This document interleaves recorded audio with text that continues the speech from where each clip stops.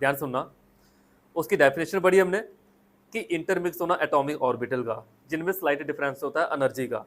फिर हमने आगे पढ़ा इसका फार्मूला हाइब्रिडाइजेशन का, number of balance electron, surrounded monovalent, minus cation plus A9 वाला फार्मूला पढ़ा और 2 से डिवाइड करना है। क्लियर, एक फार्मूला पढ़ा हमने। फिर हमने एसपी हाइब्रिडाइजेशन पढ़ी। एसपी में आपको आते ही टेस्ट हुआ आपका कि एसपी हाइब्रिडाइजेशन में BeH2 कैसे बनता है, BeF2 कैसे बनता है, जो आप लोगों ने टेस्ट में लिखा। फिर आगे sp2 में चले हम। sp2 की कहानी कहाँ से स्टार्ट हुई कि एक S और 2 P, एक S और P कितने, दो जब आपस में कंबाइन होते हैं एक न्यू हाइब्रिड ऑर्बिटल बनाते हैं, उसका नाम होता है sp2 हाइब्रिड ऑर्बिटल।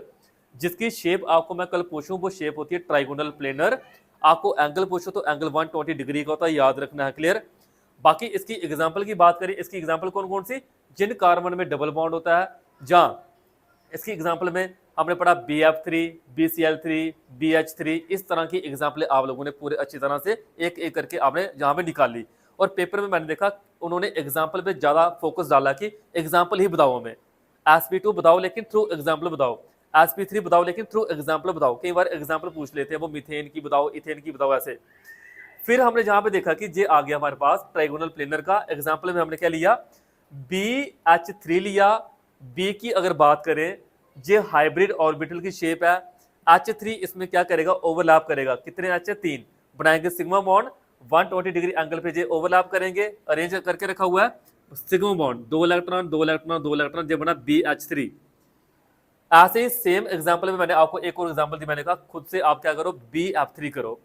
आपने देखा सर BH3 और BF3 तो सेम ही है, इससे डिफरेंस क्या होगा, बोरान की कॉन्फ़िगरेशन लिखनी है हमने ग्राउंड स्टेट में, एक्साइटेड स्टेट में। उसके बाद सिर्फ चेंज होगा, एच की शेप को चेंज करना हमने। एच की जो शेप थी स्फेरिकल थी, हम वहां पे एफ की शेप कौन सी बना लेंगे, डम्बेल शेप बना लेंगे। और वो स्ट्रक्चर भी आपके सामने सिर्फ डम्बेल करना हमने, डम्बेल डम्बेल और ओवरलैपिंग दिखा देनी है, सिग्मा सिग्मा बॉन्ड जहां पे बन रहे हैं और 120 डिग्री का एंगल जहां पे है।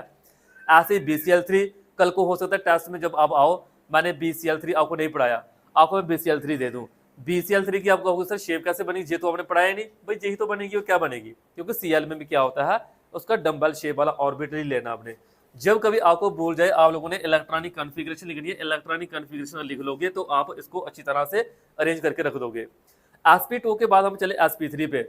हमने देखा sp3 में जो s है वो 25% का करैक्टर रखता है, बड़ा कम होता है। p इसमें कितने, 3 है, px py pz। कहता है कि 3 p और एक s जब आपस में मिलते हैं, 3 p और एक s आपस में जब मिलते हैं, एक न्यू हाइब्रिड ऑर्बिटल डेवलप करते हैं। उस न्यू हाइब्रिड ऑर्बिटल का नाम क्या है, टेट्राहेड्रल नाम है इसका। इसकी शेप कौन सी है, याद रखनी है, बहुत इंपॉर्टेंट है भाई, ये टेट्राहेड्रल शेप है, जे आप लोगों को मैंने अभी पढ़ाया। sp3 की टेट्राहेड्रल, sp की लीनियर, sp2 की ट्राइगोनल प्लेनर। स्नेहा sp की कौन सी शेप होती है, बड़ी स्नेहा आप बोलो sp2 की कौन सी होती है, देखो सोना नहीं है। sp3 की टेट्राहेड्रल, sp की लीनियर, sp2 की ट्राइगोनल प्लेनर होती है, ये याद रखनी है, इंपॉर्टेंट है। बाकी इसको भी आप लोगों ने एक एग्जांपल के थ्रू समझा कि sp3 बताओ मीथेन में कैसे बनेगा। तो मीथेन में आपको पता है मीथेन का फॉर्मूला होता है CH4। CH4 में कौन है, H कितने, 4 H ले लिया आपने और क्या करवाए, ओवरलैप करवा लिए। H अपना एक एक इलेक्ट्रॉन लेके आया और जहां पे उसने क्या किया, ओवरलैप। लेकिन H की कहानी स्टार्ट कहां से हुई, मैंने कहा कार्बन की पहले कॉन्फ़िगरेशन लिखो ग्राउंड स्टेट में। आपने देखा 2 ही अनपेयर इलेक्ट्रॉन है, हमें 4 अनपेयर चाहिए थे। आपने एक्साइटेड स्टेट में इलेक्ट्रॉनिक कॉन्फ़िगरेशन लिखी तो देखा 4 अनपेयर हो गए, इधर H आएगा रहने, H H H 4 H आएंगे जहां पे रहने, कैसे, जैसे आपको जहां पे डायग्राम मैंने बताया हुआ है, 4 सिग्मा बॉन्ड बनेंगे यहाँ पे, जिसकी डिटेल एक्सप्लेनेशन बता रहा हूं मैं आप लोगों को, आगे शॉर्टकट चलेंगे चीजें। और CH4 sp3 में आप लोगों ने एंगल याद रखना है, कितना एंगल होता है, 109 डिग्री 28 मिनट। जहां मैंने कहा कई बार ये एंगल आपको नहीं दिया होगा, तो 109.5 डिग्री का एंगल भी वहां पे लिखा होगा, ये इतना एंगल आप लोगों ने याद करना है, एंगल नहीं बुलाना है, बहुत इंपॉर्टेंट एंगल। बाकी इसी को फिर मैं आगे चला, मैंने कहा कि sp3 आप वाटर में बताओ, अब मैं आपको होमवर्क दे दूंगा, NH3 में बताओ, इथेन में करके बताओ, घर से करके आना आप लोगों ने। वो मैंने आपको वाटर के लिए बताया, इंपॉर्टेंट है वाटर के लिए। मैंने कहा वाटर में, वाटर का जो फॉर्मूला होता है H2O फॉर्मूला होता है। तो सेंट्रल मेटल एटम की हम लिखते हैं कॉन्फ़िगरेशन लिखी ऑक्सीजन की, देखा पहले के ही 2 अनपेयर इलेक्ट्रॉन है। इसको एक्साइट हमने नहीं करवाया, खुशी क्यों नहीं करवाया, क्योंकि पहले के ही 2 अनपेयर इलेक्ट्रॉन प्रेजेंट थे, तभी हमने इसको एक्साइट नहीं करवाया। 2 अनपेयर इलेक्ट्रॉन क्या करेंगे, इसके घर में H आएगा, इसके घर में H आएगा, रहने जे।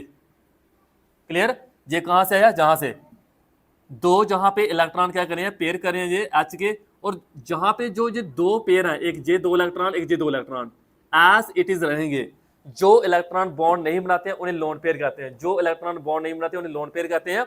और वाटर में जो एंगल होता है 104.5 डिग्री का होता है, 104.5 डिग्री का एंगल याद कर लेना है। और आज क्लास में बैठे हो और आपको एंगल याद हो गए, आपको sp2 याद हो गया, sp3 याद हो गया, sp2 की एग्जाम्पल याद होगी, sp3 की एग्जाम्पल याद होगी, समझ लो क्लास में बैठना आपका सक्सेसफुल रहा है। अगर आपको इतने एंगल याद नहीं है, आपको यहाँ पे शेप भूल गई, फिर क्लास में बैठने का कोई फायदा नहीं है। और वाटर की जो शेप होती है वो वी शेप होती है। क्या शेप होती है? वी शेप होती है। वाटर की उल्टा वी है, वी शेप। क्लियर? बोलो जहां तक कोई डाउट है किसी को। बहुत इंपॉर्टेंट कंसेप्ट हमारा हाइब्रिडाइजेशन, ध्यान रखना है। क्लियर?